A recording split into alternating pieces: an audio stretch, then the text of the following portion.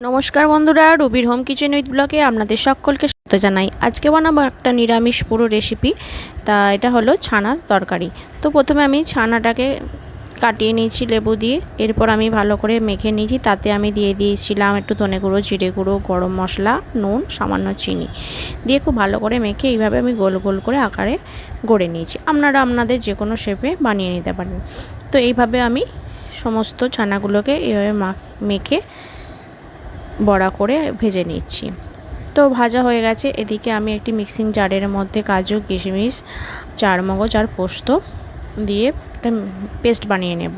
এরপর একটা বাটিতে রেগুলার যে মশলা হয়, ধনে গুঁড়ো, জিরে গুঁড়ো, লঙ্কার গুঁড়ো, কাশ্মীরি লঙ্কার গুঁড়ো, এগুলো সমস্ত দিয়ে একটা মেখে রেখে দিলাম। তো এরপর কড়াইয়ের মধ্যে তেল দিলাম।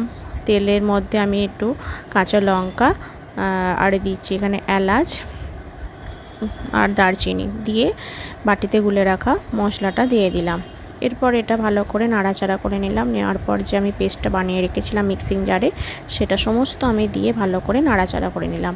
প্রায় 1 মিনিট পর নাড়াচাড়া করে নিয়ে দেখলাম যে তেল ছেড়ে এসছে। এরপর আমি সামান্য একটু জল দিয়ে দেব। তো জলটা দিয়ে দেওয়ার আগে আমি এখানে দিয়ে দিলাম নুন, চিনি স্বাদ অনুযায়ী।